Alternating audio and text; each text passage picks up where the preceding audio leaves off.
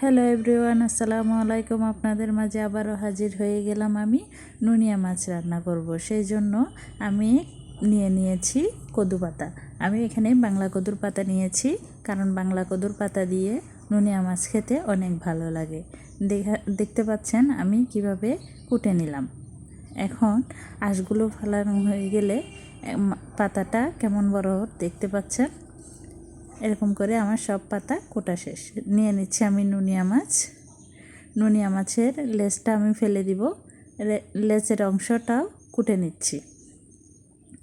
আমি লেজের অংশটা ব্যবহার করব না, আর কল্লাটাও ব্যবহার করব না মাছের। তারপরেও কুটে নিচ্ছি। এগুলো দিয়ে আমি অন্য কিছু রান্না করব।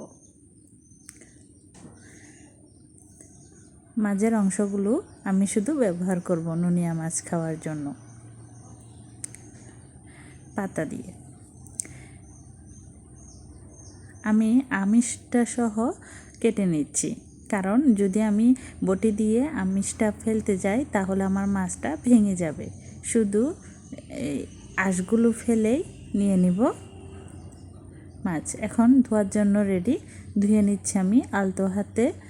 আর এর মধ্যে আমিষগুলো নখ দিয়ে হালকা হালকা ডলা দিয়ে নিলেই আমিষগুলো উঠে যাবে।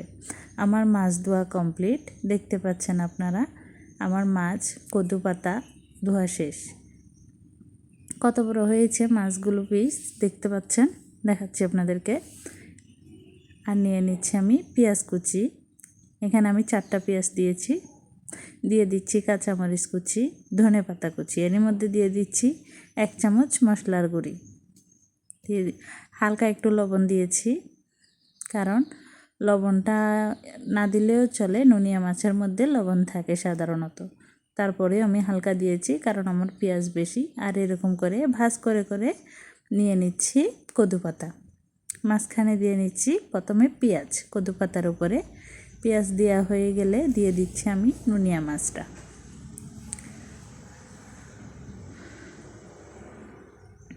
দিয়ে আবারও পেঁয়াজ দিয়ে নিচ্ছি উপরে। এখন আমি ভটে নিব।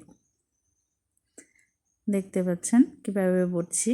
নিচ থেকে 1 বটা দিলাম, তারপর পাশ থেকে 1 বটা, এবং অন্য পাশ থেকে আরেক বটা, তারপর উপর দিক থেকে বটা দিয়েই আমার মাছ বটানোর লেয়ার শেষ।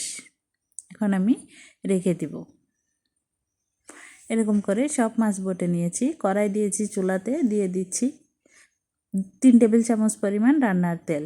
তেল গরম হয়ে আসলে আস্তে আস্তে করে আমি বসিয়ে দিচ্ছি। খুব সাবধানে বসাতে হবে যেন খুলে না যায় পাতাটা। আমার মাছগুলো বসানো শেষ। আমার কড়াইয়ের মধ্যে হচ্ছে না, সেজন্য আমি ফ্রাই প্যানে নিয়ে নিলাম। আর জালটা খুব ছোট করে দিলাম, যেন ডিম আঁচের মধ্যে আমার মাছগুলো হয়ে যায়। দেখতে পাচ্ছেন মাছ থেকে নিচ থেকেই পানি বের হয়ে আসছে। এখন আমি উল্টিয়ে দিচ্ছি। এক পাশ যখন হালকা হয়ে আসবে তখন উল্টিয়ে দিবেন, না হলে এক পাশ বেশি মচমচে হয়ে যাবে, অন্য পাশ হবে না, মাছগুলোও কাঁচা রয়ে যাবে। সেজন্য আমি এক পাশ হালকা হয়ে গেলে উল্টিয়ে দিচ্ছি সব মাছ একে একে করে।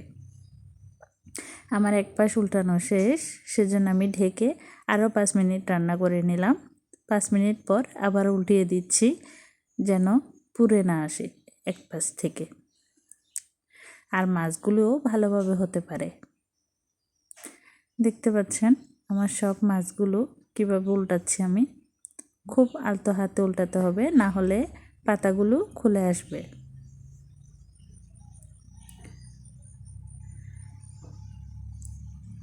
মাছ উল্টানো হয়ে গেলে এখন আমি ঢেকে দিচ্ছি, আরও কিছুক্ষণ রান্না করে নেব। দেখতে পাচ্ছেন আমার রান্না প্রায় শেষ। যদি আমার ভিডিওটি ভালো লেগে থাকে তাহলে অবশ্যই একটা লাইক, একটা সাবস্ক্রাইব, বেল আইকনটিতে একটা ক্লিক করে দিবেন। আল্লাহ হাফেজ।